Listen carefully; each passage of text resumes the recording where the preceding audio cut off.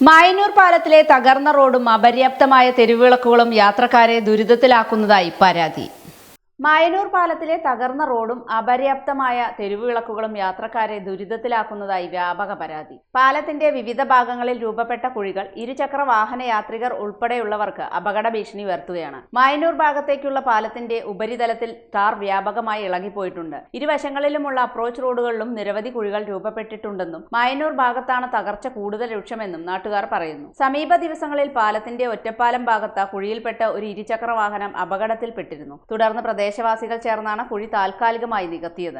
എന്നാൽ പാലത്തിന്റെ മറ്റ് ഭാഗങ്ങളിലെ തകർച്ച ഇപ്പോഴും പരിഹരിച്ചിട്ടില്ല. രാത്രികാലങ്ങളിൽ പാലത്തിലെ തെരുവുവിളക്കുകൾ പ്രവർത്തിക്കാത്തതും യാത്രക്കാരുടെ സുരക്ഷയെ ബാധിക്കുന്നുണ്ട്. സായാഹ്ന സവാരിക്കായും പ്രഭാത നടത്തത്തിനായും മീൻപിടുത്തത്തിനായും സമീപ പ്രദേശങ്ങളിലേക്ക് എത്തുന്നവരും മതിയായ വെളിച്ചമില്ലാത്തതിനാൽ ബുദ്ധിമുട്ട് നേരിടുകയാണ്. നടപ്പാതയോട് ചേർന്ന ആവശ്യമായ സുരക്ഷാ സംവിധാനങ്ങൾ ഇല്ലാത്തതിനാൽ കാൽനടയാത്രക്കാരും കുട്ടികളുമായി എത്തുന്ന കുടുംബങ്ങളും ഏറെ പ്രയാസം അനുഭവിക്കുന്നതായി നാട്ടുകാർ ചൂണ്ടിക്കാട്ടുന്നു. മഴ ശക്തമായതോടെ റോഡിലെ കുഴികൾ കൂടുതൽ അപകടാവസ്ഥ സൃഷ്ടിച്ചിട്ടുണ്ട്. വർഷങ്ങൾക്ക് മുമ്പ് ഗതാഗതത്തിനായി തുറന്നു നൽകിയ പാലത്തിൽ കാര്യമായ അറ്റകുറ്റപ്പണികൾ നടന്നിട്ടില്ലെന്നും വർദ്ധിച്ച വാഹന ഗതാഗതത്തിന്റെ പശ്ചാത്തലത്തിൽ അടിയന്തര നവീകരണ നടപടികൾ സ്വീകരിക്കണമെന്നുമാണ് യാത്രക്കാരുടെയും പ്രദേശവാസികളുടെയും ആവശ്യം.